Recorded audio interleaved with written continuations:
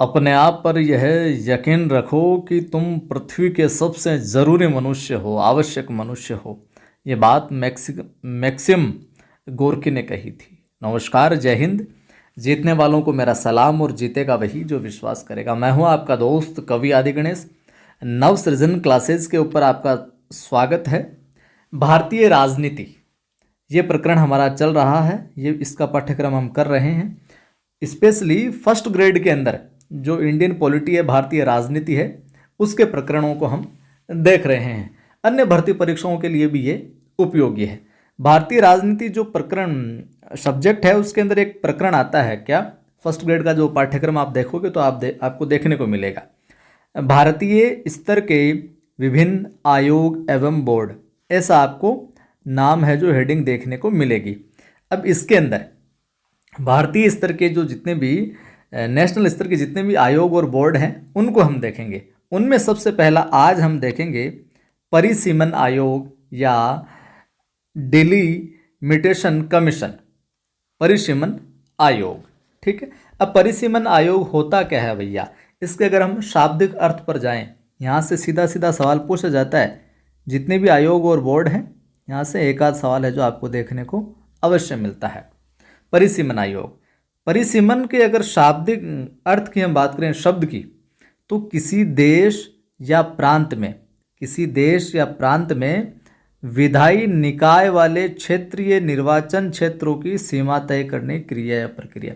यानी कि कुल मिलाकर जो सीमा क्षेत्र है निर्वाचन क्षेत्र के लिए, निर्वाचन के लिए जो सीमा तय की जाती है कि इतनी जनसंख्या पर ये निर्वाचन क्षेत्र, इतनी पर ये।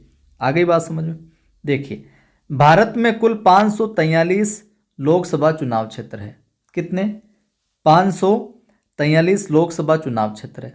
और इन चुनाव क्षेत्रों का जो आकार है वो परिसीमन आयोग द्वारा निर्धारित किया जाता है। यहाँ से सवाल पूछा जा सकता है क्या, बिल्कुल बेसिक लाइन है लेकिन सवाल पूछा जा सकता है। क्या पूछा जाएगा कि भारत में कुल कितने लोकसभा चुनाव क्षेत्र, तो ये तो 543 हो जाएगा। अब चुनाव क्षेत्रों का आकार कौन निर्धारित करता है, ये सवाल पूछा जा सकता है। चुनाव क्षेत्रों का आकार कौन निर्धारित करता है, तो परिसीमन आयोग द्वारा चुनाव क्षेत्रों का आकार निर्धारित है जो किया जाता है। ठीक है बात। और आगे देखिए, परिसीमन जो आयोग है, अब जो सीमाएं हैं चुनाव क्षेत्र का जो निर्धारण वो किस प्रकार से करता है कि इतनी सीमा होगी, इतनी सीमा होगी। तो परिसीमन आयोग चुनाव क्षेत्र का जो है, जहाँ पर चुनाव होना, उस क्षेत्र का जो आकार जो है वो एक तो जनसंख्या के आधार पर कि कितनी जनसंख्या है वो देखता है, साथ ही साथ वहाँ की भौगोलिक स्थिति इसको देखता है, और राज्य की जो सीमाएं हैं और वहाँ का प्रशासन है, कितनी क्षेत्र को कितना प्रशासन वो हैंडल कर सकता है। ये तमाम चीज़ें देखते हुए, इनको ध्यान में रखते हुए है जो वो चुनाव क्षेत्र के आकार का क्या करता है, निर्धारण करता है। कौन? परिसीमन आयोग। जनसंख्या देखता है, वहाँ की भौगोलिक स्थिति, सीमा, प्रशासन, ये सब देखता है और फिर निर्धारण करता है आकार का। ठीक बात यहाँ तक। चलिए, हम बात कर रहे हैं परिसीमन आयोग की। ठीक है, अब देखिए, परिसीमन आपसे ये पूछ लिया जाए कि परिसीमन आयोग का गठन किस एक्ट के तहत किया जाता है, सवाल पूछा जा सकता है कि परिसीमन आयोग का जो गठन होता है भैया वो किस एक्ट के तहत किया जाता है। तो ये है डिलिमिटेशन कमीशन एक्ट के तहत किया जाता है। परिसीमन कमीशन या परिसीमन अधिनियम एक्ट के तहत जो किया जाता है परिसीमन आयोग का गठन। चलिए, इसके विषय परिसीमन आयोग की हम बात करें तो एक बहुत ही पावरफुल निकाय है, शक्तिशाली निकाय है। और इसका जो आदेश है किसका, परिसीमन आयोग का अगर कोई आदेश कर देता है तो उस आदेश को विधि के न्यायालय में भी चुनौती नहीं दी जा सकती। यह एक इम्पोर्टेंट बात है। ये सवाल है जो पूछा गया पहले भी और पूछा जा सकता है। सवाल आ जाए, क्या परिसीमन आयोग के आदेश को विधि के न्यायालय में चुनौती दी जा सकती है, हाँ नहीं, तो ये ध्यान में रखना, विधि के न्यायालय में भी चुनौती नहीं दी जा सकती है। इस तरीके से पावरफुल आयोग है ये। चलिए, सवाल ये पूछा जाए कि अब तक भारत में कितने परिसीमन आयोग है जो गठित हुए हैं, तो भैया 1 2 3 4, तो वहाँ पर आपको ध्यान में रखने कितने, 4 अभी तक है जो 4 परिसीमन आयोग है जो गठित किए जा चुके हैं। कब कब किए गए, 1952 में। इन सनों से भी सवाल बनाया जा सकते।